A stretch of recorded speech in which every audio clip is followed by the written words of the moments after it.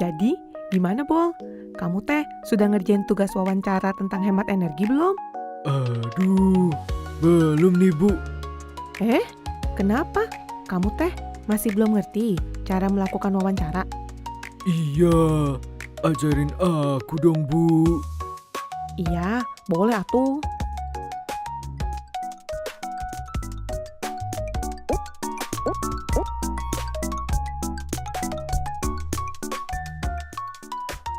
Saat melakukan wawancara teh, kita perlu memperhatikan sikap, perilaku, dan penampilan kita sebagai pewawancara, Bol. Begitu Bu, supaya wawancaranya lebih lancar ya. Betul, sikap yang baik teh akan membuat wawancara lebih komunikatif. Sikap wawancara yang baik itu kayak gimana Bu? Ibu jelasin ya, Bol. Supaya wawancara teh berjalan dengan baik, ada beberapa cara yang bisa kita lakukan, Bol. Baik sebelum wawancara, saat wawancara, dan setelah wawancara. Kita bahas dari sebelum wawancara dulu ya. Siap Bu. Sebelum melakukan wawancara, pertama-tama teh kita perlu menentukan tema dan narasumber wawancara.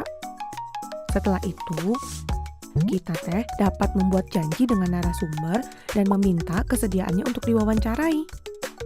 Terus, siapkan tuh daftar pertanyaan yang sesuai dengan tema. Nah, caranya mah teh gampang, Bol. Kamu bisa pakai kata tanya seperti apa untuk menanyakan hal atau peristiwa yang terjadi. Di mana untuk menanyakan tempat atau lokasi terjadinya suatu peristiwa. Kapan untuk menanyakan waktu terjadinya suatu peristiwa. Siapa untuk menanyakan orang atau subjek yang terlibat dalam suatu peristiwa. Mengapa untuk menanyakan penyebab atau alasan terjadinya suatu peristiwa. Bagaimana untuk menanyakan cara suatu peristiwa dapat terjadi. Dan yang terakhir, berapa? Ini teh untuk menanyakan banyak atau jumlah. Oke, aku paham. Nah, kalau sudah disusun teh, sering-sering latihan ya, Bol. Supaya nanti kamu teh bisa bertanya dengan lancar dan gak perlu sering-sering membaca daftar pertanyaan yang kamu buat. Aku akan rajin latihan dan datang tepat waktu saat wawancara. Bener, Kasep. Kamu juga teh, jangan lupa ya, berpakaian rapi dan sopan, serta bersikap santun kepada narasumber. Siap, laksanakan. Sekarang Ibu teh mau menjelaskan cara melakukan wawancara ya. Saat melakukan wawancara teh, perkenalkan dirimu kepada narasumber. Dan jangan lupa sampaikan tujuan wawancara. Kamu teh juga bisa membawa alat tulis, buku catatan, atau alat perekam. Sebelum mulai, sapa dulu atuh si narasumber dan tanyakan pertanyaan pembuka seperti apa kabar? Atau kamu juga bisa nih menanyakan kesibukan narasumber saat ini, Bol. Aduh, aku takut nanti wawancaranya kaku. Nah, kalau suasananya teh terasa kaku atau kurang akrab, kamu bisa, Bol, cairkan suasana dulu. Misalkan dengan menanyakan tentang kegemaran si narasumber. Wah, ide bagus Bu. Setelah itu, aku bisa mulai mewawancarai narasumber sesuai dengan tema wawancara kan? Betul. Saat narasumber teh sedang menjelaskan, kamu perlu mendengarkan dengan seksama.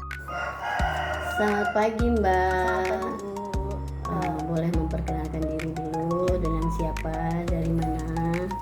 Saya Nabila, saya dari Jakarta Timur. Saya tinggalnya di Ciracas saat ini. Sekarang saya mau melamar sebagai telemarketing di perusahaan Ibu. Telemarketing ya Mbak ya. Coba sebelumnya itu Mbak pernah ada pengalaman kerja di mana sebagai telemarketing? Untuk pengalaman kerja sendiri, saya sudah pernah bekerja di setelah lulus dari kuliah. Kebetulan kuliah saya itu komunikasi backgroundnya di tahun 2023 kemarin. Terus pengalamannya itu saya sudah pernah di telemarketing rumah sakit. Oh begitu. Ini kan perusahaan ini kan berbeda dengan yang kemarin Mbak Nabila kerja ya, ke telemarketing rumah sakit ini. Sementara kita ini sekarang adalah telemarketing properti gitu. Kira-kira apa yang membuat Mbak Nabila itu tertarik melamar di posisi telemarketing properti ini? Kenapa saya tertarik di posisi ini dan di bidang ini, karena pertama dari pengalaman yang pernah saya sebelumnya gitu ya, pengalaman yang sama di telemarketing. Jadi saya kurang lebih sudah dapat menguasai bagaimana cara mengait customer, terus juga bagaimana cara untuk menjual produk atau misalkan berkaitan dengan marketing itu kurang lebihnya sama, cuma beda di bidangnya saja ya. Sebelumnya saya di rumah sakit. Kalau di rumah sakit itu kan lebih banyak ke dalam bidang kesehatan nih Bu. Kalau misalkan di properti ini, kenapa saya mau mencoba tertarik, karena saya pertama belum pernah mencobanya, terus juga yang kedua saya tertarik untuk belajar lebih lanjut lagi mengenai tentang properti di bidang properti tersebut gitu. Karena menurut saya bidang properti adalah bidang yang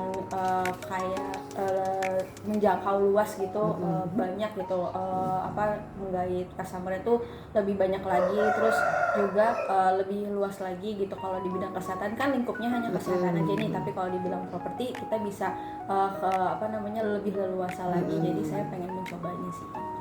Ini kan Mbak kemarin lulusan komunikasi ya? Iya. Itu biasanya itu kalau untuk properti itu kan ini menengah ke atas ya, pangsa pasarnya.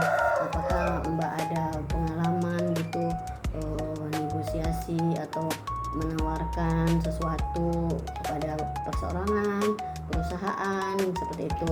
Karena Mbak udah tahu kan portfolio perusahaan ini gitu loh, gimana seberapa mengerti Mbak Nabil tentang how to get customer ini gitu loh. Kalau untuk menggait customer sendiri, pertama kita lihat dulu bidangnya. Kalau misalkan di sebelumnya kan saya di bidang kesehatan nih, berarti saya harus menguasai beberapa hal di bidang kesehatan. Contohnya kayak karena rumah sakit gitu kan, berarti kan beberapa banyak kerjasama di dengan beberapa dokter, misalnya dokter gitu, dokter anak. Berarti kita lebih menggait ke arah pasar yang misalnya eventnya emang berhubungan dengan ibu dan anak gitu. Terus kalau misalkan dokternya olahraga, berarti eventnya lebih banyak ke berhubungan sama olahraga gitu. Nah, untuk menggait bagaimana menggait customer sendiri itu dilihat dulu dari background kita gitu. Jadi kalau kesehatan ya lebih banyak menjawab kesehatannya, tapi kalau misalkan di properti misalnya, berarti saya harus mendalami dulu nih dari umur berapa sampai berapa yang memang antusias sama properti. Terus maksudnya di bidang apa aja gitu ya, di propertinya spesifiknya kan ada banyak ya Bu. Misalnya kayak memang di perumahan kayak gitu, atau misalkan memang di barang-barang yang khusus memang ada orang yang antusias sama properti ini gitu, klien-kliennya. Jadi kita harus mengenal kliennya dulu gitu, kayak apa selain dari backgroundnya. Di situ kita juga harus pintar atau bisa bagaimana cara komunikasi yang baik juga sama klien. Jadi menjual lah intinya gitu. Apakah kamu mau belajar tentang product knowledge di sini gitu? Karena kan ini kan hal baru buat kamu, dan kamu harus paham tuh apa sih yang kamu jual. Jangan sampai yang kamu tawarkan itu kamu nggak ngerti, kamu nggak tahu barangnya kayak apa gitu. Karena kita ini mengarah kepada properti ready to sell, jadi pastinya kamu tuh harus pandai-pandai mereview produk yang kita jual gitu. Jadi apakah kamu bersedia untuk belajar seperti itu? Sangat bersedia, karena kan kalau kita tahu apa produknya atau kita menguasai produknya, justru itu hal yang paling penting buat customer nanti, bagaimana cara untuk customernya tertarik gitu kan. Jadi saya bersedia.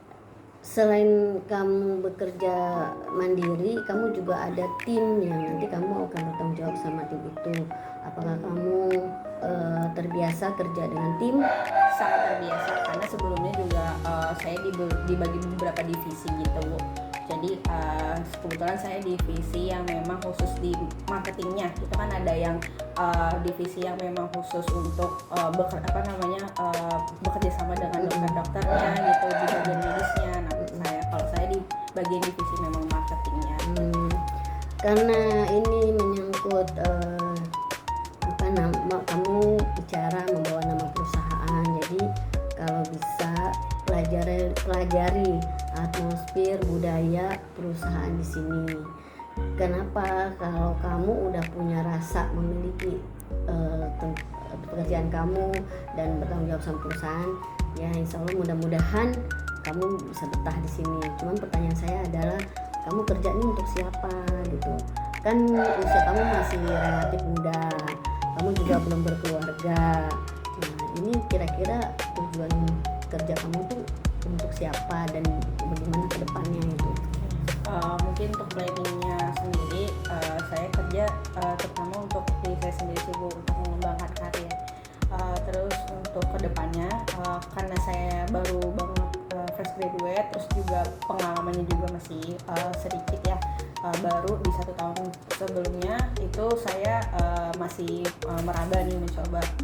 Terus ternyata saya masih tertarik, maksudnya sangat tertarik gitu ya untuk belajar lebih dalam lagi gitu tentang marketing. Jadinya ada kemungkinan besar nanti saya juga pengen berkembang di bagian marketingnya gitu, entah di bagian memang marketing yang lebih luas lagi gitu ya lingkupnya, atau di bagian bidang yang lain gitu. Jadi buat mengembangkan karir sih Bu. Kira-kira tantangannya buat kamu tuh apa ya gitu sebagai telemarketing sekarang ini kan berbeda dengan 20 tahun yang lalu gitu. Kira-kira apakah tantangan itu bisa kamu atasi nanti atau gimana itu? Oke, kalau untuk tantangan sendiri yang pertama kan kalau sekarang ini kan memang banyak banyak masif marketingnya tuh nggak yang door to door tapi dari internet gitu.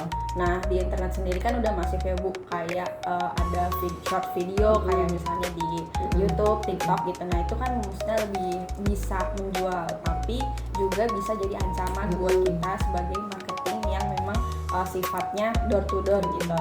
Nah mungkin itu salah satu ancamannya. Cuma bagi saya ancaman itu bukan suatu kendala, tapi mungkin bisa dikembangkan lagi justru biar kita lebih inovasi lagi. Jadi saya sebagai fresh graduate dan juga memang mengembangkan marketing di area digital ini. Jadi saya mau lebih memanfaatkan digitalnya gitu. Jadi menurut saya tantangan itu bukan suatu kendala sih. Jadi di situ saya bisa berkembang harusnya kayak lebih inovasi lagi di bidang marketingnya. Kira-kira kontribusi besar apa yang bisa kamu kasih ke perusahaan gitu? Kalau misalnya saya hire kamu nih, apa sih, kan pasti kamu harus punya value yang berbeda dengan calon kerja lain yang saya interview gitu. Kira-kira kamu ada apa yang bisa kasih kontribusi ke perusahaan ini supaya kita bisa aware, oh ini enak, boleh juga nih gitu. Kira-kira apa itu? Kalau kontribusi yang bisa saya berikan ke perusahaan, yang pertama saya tetap menjaga bagaimana nilai-nilai perusahaan yang ada gitu ya, terus dikembangkan lagi bersama dengan tim terutama. Terus yang kedua, target memang kalau jika perusahaannya memang memiliki target, mungkin saya bisa mengembangkan hal itu cuma dengan mengikuti perkembangan teknologi gitu. Jadi kontribusi yang saya berikan itu sejalan sama bagaimana teknologi itu berkembang gitu. Jadi mungkin inovasi-inovasi yang diberikan sama saya dengan tim juga. Jadi selain saya pribadi, tapi saya juga mau berkontribusi di tim di perusahaan Ibu. Jadi nggak cuma bekerja sendiri, tapi juga bekerja bersama-sama gitu, supaya perusahaannya juga sesuai sama visi dan misinya.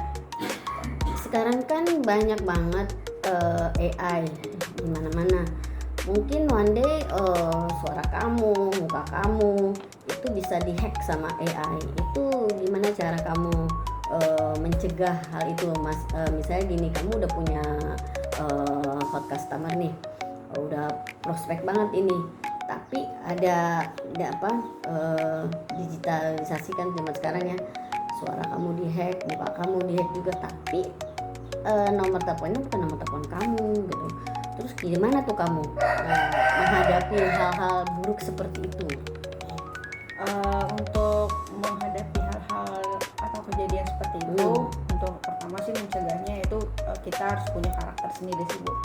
Saya terutama pribadi harus memiliki karakter sendiri, misalnya entah dari cara saya soft selling atau hard selling ke klien gitu ya, itu harus punya pribadi sendiri. Perusahaan pun juga harus juga pasti memiliki kepribadian sendiri atau ciri khasnya sendiri. Jadi saya sebagai pegawainya, terus juga bagian marketingnya terutama, itu saya harus punya karakter sendiri supaya tadi menghindari adanya plagiasi, terus juga adanya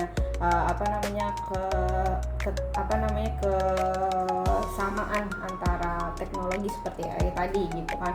Nah itu kan bisa saja memang ada yang namanya mengcopy gitu ya, atau disamakan gitu kan. Nah itu hal-hal yang harus dihindari. Selain punya karakter sendiri, saya juga harus punya ciri bagaimana orang itu bisa langsung tahu kalau misalkan ini dari perusahaan tersebut gitu kan. Jadi nggak bisa di copy ataupun ditiru sama AI ataupun teknologi lain. Oke, ini kan Mbak Nabila ya, saya lihat di sini berbahasa Inggris pasif.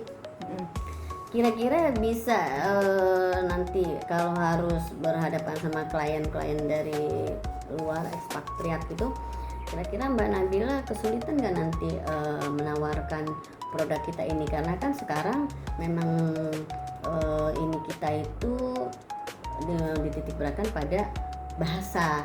Jadi perusahaan itu membutuhkan anak-anak para pegawai yang punya kemampuan bahasa asing lain seperti bahasa Inggris, bahasa Mandarin, bahasa Jepang, Rusia. Kan anak-anak sekarang itu biasanya tuh aware banget tuh sama bahasa. Kira-kira Mbak Nabila gimana nih? Ini saya lihat nih bahasa Inggrisnya pasif nih. Apakah Anda mau belajar lagi untuk mau lebih aktif berbahasa Inggris? Karena kita atmosfernya di sini insya Allah ada bahasa asing lain yang kita gunakan sehari-hari. Mbak? Untuk bahasa sendiri memang saya masih pasif di bahasa Inggris, tapi tidak menutup kemungkinan untuk saya belajar lagi di bahasa-bahasa lain, terutama bahasa Inggris yang bukan bahasa Jaksel ya. Yeah. Inggrisnya bukan Jaksel loh. Iya betul. Jadi saya pasti akan belajar lagi Bu untuk bahasa-bahasa asing lainnya, terutama Inggris yang. Oke, ini kan kandidat untuk posisi ini kan banyak sekali ya. Kira-kira kalau Mbak Nabila sendiri itu, kalau perusahaan harus hire Mbak Nabila, gimana sih positifnya Mbak Nabila itu, value-nya itu dibanding sama kandidat-kandidat lain seperti apa Mbak? Pertama mungkin saya jelasin untuk value atau kelebihan saya gitu ya dibandingkan kandidat lain. Yang pertama, saya itu orangnya terstruktur dan terplanning. Nah, jadi saya tuh sudah punya jadwal-jadwal khusus nih untuk ngerjain project mana gitu kan. Jadi saya memang sudah terstruktur. Organized people banget gitu ya. Betul. Tapi morning person nggak ya? Yes, pasti. Morning person. Enggak, soalnya banyak yang well organized tapi nggak morning person gitu. Oke. Terus alhamdulillah saya morning person karena sudah terplanning dari awal sampai akhirnya. Terus saya juga orangnya mau banyak belajar atau banyak ngulik gitu ya. Jadi nggak cuma itu aja. Iya benar, sama kalau misalnya udah suka satu bidang itu saya nggak cuma fokus di situ, tapi saya ngembangin di hal-hal lain gitu. Terus selanjutnya saya juga orangnya itu mau bekerja sama dengan tim, jadi nggak egois atau nggak cuma mau bekerja sendiri. Jadi saya bisa adaptasi sama tim-tim yang lain karena kan di perusahaan butuh untuk bekerja sama dengan tim. Kalau pengalaman organisasinya apa aja ya Mbak selama Mbak di sekolah misalnya, atau waktu kuliah, atau pas kemarin kerja, berapa lama itu setelah lulus kuliah itu, adakah organisasi yang Mbak ikutin? Semisal di sekolah itu OSIS apa, kalau di kampus itu misalnya apa ya, kayak model-model BEM gitu ya, Badan Eksekutif Mahasiswanya itu apakah Mbak terlibat di organisasi itu atau organisasi di rumah tinggal, misalnya Karang Taruna, ketua Karang Taruna, atau ikut pernah daftar tim SAR kali ya. Itu apa aja Mbak yang pengalaman organisasi Mbak selama sekolah, kuliah sampai sekarang ini yang bisa memberikan kontribusi gitu ke perusahaan kita ini gitu loh. Untuk pengalaman organisasinya sendiri, kalau semasa sekolah SMA itu saya mengikuti OSIS Bu. Jadi saya menjabat sebagai wakil ketua MPK OSIS. Terus dilanjut untuk di bagian kuliah, saya juga ikut BEM. BEM-nya itu ke bagian sosial masyarakat. Jadi lebih banyak ke arah sosial masyarakat dan politik. Jadi menangani kayak membuat rumah belajar gitu. Terus juga kita ke desa-desa untuk kayak istilahnya membangun desa gitu. Itu udah proyek-proyeknya gitu. Terus untuk semasa saya atau di rumah gitu, kalau di rumah saya lebih aktif sebagai anggota Karang Taruna aja sih biasa. Cuma lebih banyak aktif di kampus, himpunan ikut, terus BEM juga ikut. Nah di sekolah juga tadi SMA juga saya sebagai wakil ketua. Ini sekarang saya pengen tahu ya gimana cara Mbak Nabila itu berkomunikasi dengan klien. Nah sekarang anggaplah Mbak Nabila memasarkan produk rumah. Bagaimana cara Mbak Nabila itu menelpon orang yang sama sekali Mbak nggak kenal, Mbak nggak tahu nih siapa nih. Cuman ini dari perusahaan ada database-nya Pak Robert, pimpinan perusahaan Langkah Maju. Dia kebutuhannya adalah rumah semi bukan minimalis deh, rumah di Jakarta yang untuk kebutuhan keluarganya. Dia itu dua keluarga kecil, anak kedua masih kecil, dan dia mungkin butuhnya rumah-rumah yang hanya 100 meter gitu tapi 2 lantai. Kira-kira coba Mbak Nabila bisa demonstrate nggak bagaimana Mbak Nabila menelpon Pak Robert ini nih, yang Mbak sendiri belum pernah ketemu orangnya, belum kenal gitu lah. Gimana cara Mbak menelpon calon customer Mbak Nabila? Coba boleh didemonstrasikan sedikit saja. Oke, saya ingin mendemonstrasikan ya Bu. Pak Robert dari perusahaan Langkah Maju. Oke.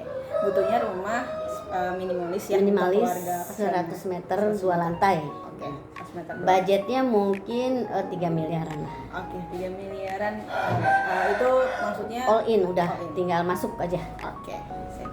Cuman belum pernis, belum pulih pernis. oke. Hanya bangunan, tapi udah Bangunan bisa sudah masuk. jadi ya. Selamat siang. Apakah saya berbicara dengan Pak Robert? Pak Robert sendiri apakah benar dari ketua atau direktur perusahaan Langkah Maju?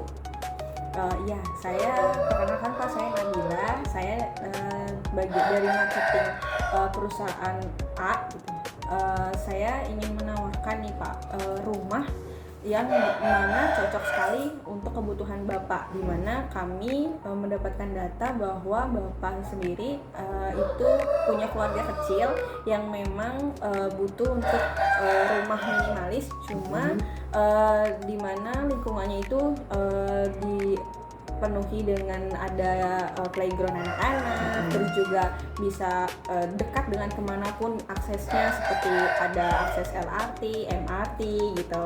Nah di lingkungan rumahnya sendiri ini juga tidak hanya satu rumah, tapi ada 5 rumah, di mana 5 rumahnya sendiri ini juga nggak berdempetan, tapi di sela-selanya itu ada taman-taman kosong atau lahan kosong. Terus dipenuhi tadi ada playground anak-anaknya juga. Jadi cocok banget untuk Bapak yang membutuhkan rumah sekitar 100 meter, kurang lebih 2 lantai, dan juga harganya terjangkau Pak. Nah, harganya ini sudah di all in, itu fully furnished, itu di 3 miliaran. Cuma Bapak jangan khawatir, di mana untuk pembayarannya, aksurannya itu bisa disesuaikan dengan bagaimana klien dan kita sebagai perusahaan mengusahakan bagaimana untuk memberikan kemudahan untuk bapak sekeluarga dalam pembayaran gitu. Jadi bisa dicicil atau diangsur selama misalnya tergantung bapak maunya atau bisanya di berapa bulan atau berapa tahun gitu. Jadi kita menyesuaikan Pak gitu. Nah, jadi jangan takut untuk mengambil rumah di perusahaan di bawah naungan perusahaan ini gitu. Nah, sebenarnya Bapak bisa saja langsung ke gedung marketing kami gitu, atau kami yang bisa langsung ke tempat Bapak gitu untuk melihatkan katalognya, yang mana Bapak bisa langsung lihat aja bagaimana bentuk rumah dan bangunannya Yang kita jual. yang kita jual. Mungkin dari itu dari saya dan perusahaan itu saja. Apakah ada yang mau ditanyakan? Jika sudah tidak ada, mungkin saya izin untuk mengirimkan katalog berupa soft filenya gitu. Nanti kalau misalkan Bapak ingin bertanya lebih lanjut lagi, Bapak bisa kontak kami di nomor tersebut. Nanti kalau misalkan memang Bapak tertarik, Bapak boleh langsung saja datang ke gedung kami, atau kami yang akan menghampiri kediaman Bapak. Baik, bagus sekali Mbak Nabila ya. Tapi ada tapinya nih, nggak apa-apa karena Mbak Nabila kan baru belajar. Jadi ketika orang Indonesia yang kita hadapi jabatannya adalah direktur atau owner sebuah perusahaan, itu sepertinya kita nggak bisa bebas langsung ke klien tersebut. Kenapa? Karena di Indonesia itu ada tahapan-tahapannya. Jadi mungkin yang perlu Mbak Nabila tanyakan tadi kepada saya adalah izin Ibu, apakah ada sekretaris pribadi Pak Robert? Nah, apakah ada asprinya Pak Robert? Apakah ada kalau di instansi di kepolisian, angkatan darat, gitu, angkatan udara, angkatan laut, itu biasanya mereka punya ADC gitu ya, asisten. Jadi yang tadi Mbak Nabila sampaikan itu sudah bagus, hanya saja kita harus punya opening, inti, sama closing. Nah, openingnya itu tadi karena masa interview ya, mungkin tergesa-gesa, gugup, grogi dan sebagainya, nggak apa-apa. Itu udah sebuah keberanian yang kita apresiasi. Jadi mungkin next kedepannya Mbak Nabila bisa lebih banyak belajar lagi di sini. Mudah-mudahan apa yang kita ajarkan nanti bisa menambah keahlian Mbak Nabila dalam memperkenalkan produk yang kita jual. Jadi untuk pengenalan pertama adalah kita hanya memperkenalkan saja. Kita hanya memperkenalkan dan menunggu minat beliau. Ketika beliau berminat, kemudian kita tawarkan kunjungan. Ketika beliau tidak bisa, kita datang ke sana, kita bisa minta waktunya beliau gitu. Jadi kita harus sesabar mungkin karena yang kita jual ini mahal. Jadi nggak kayak kita jual puding kelapa hijau yang harganya itu di bawah gitu. Suka nggak ini? Oh suka. Nah kalau rumah itu Mbak Nabila harus pelan-pelan gitu. Terus oh ini kita kenalin dulu ke dia. Nah, kita udah dapat info bahwa dia butuh itu lebih mudah. Nah, kenalin dulu ke dia, bikin dia nyaman dulu dengan produk kita sampai dia akhirnya, oh jadi deh Mbak ke kantor ya Mbak gitu. Nah itu tahap pertama. Jadi nanti di perusahaan ini akan ada pembelajaran untuk mendukung atau mensupport pekerjaan Mbak Nabila ini. Makanya kenapa kita butuh kandidat yang mau belajar gitu. Mbak Nabila siap ya? Oh ya ini sebelum closing nih, saya lupa nih nanya. Kira-kira salary yang Mbak Nabila inginkan gitu untuk posisi ini kira-kira berapa ya? Untuk salary sebenarnya saya mengikuti UMR di tempat atau perusahaannya gitu. Jadi karena di Jakarta, jadi saya berharap UMR Jakarta. Cuma balik lagi perusahaan, kalau misalkan memang ada benefit lain dari perusahaan, saya menerimanya gitu. Jadi nggak ada standar atau patokan gaji yang bagaimana, karena saya tahu berdasarkan pengalaman juga. Jadi saya belum banyak yang Kamu tahu nggak? Kamu pernah nonton nggak di TikTok atau di IG itu ada interview pegawai yang ketika ditanya jawaban dia apa? Kamu butuh gaji berapa? Kamu tahu nggak yang bikin dia dapat gaji se-Indonesia itu apa jawaban dia? Kamu pernah nonton nggak? Enggak. Kapan-kapan kamu lihat itu. Jadi dia diinterview dengan bahasa yang sederhana. Dia kenapa dia mau kerja, terus ditanya gaji. Dia berapa gaji yang kamu minta? Dan pertanyaan ini yang bikin meleleh se-Indonesia. Dia hanya menjawab terserah perusahaan. Yang penting bisa cukup untuk saya makan sehari-hari. Itu bikin merinding tuh HRD se-Indonesia itu, luar biasa itu. Jadi mudah-mudahan yang perusahaan kasih ke kamu sesuai dengan apa yang kamu kasih ke perusahaan. Saya sebagai perusahaan, kita juga nggak mau mengambil keuntungan lebih gede dari karyawannya, sementara karyawan tidak mendapatkan apa yang menjadi haknya. Mudah-mudahan kamu bisa mengikuti atmosfer dan ritme kerja di sini. Dan nanti kabar baiknya saya akan telepon setelah wawancara ini ya Mbak ya. Terima kasih waktunya, semoga Mbak mau belajar dan sehat terus. Terima kasih ya Mbak Nabila, selamat pagi. Selamat pagi. Ya udah, ntar aku edit aja 3 menit lagi.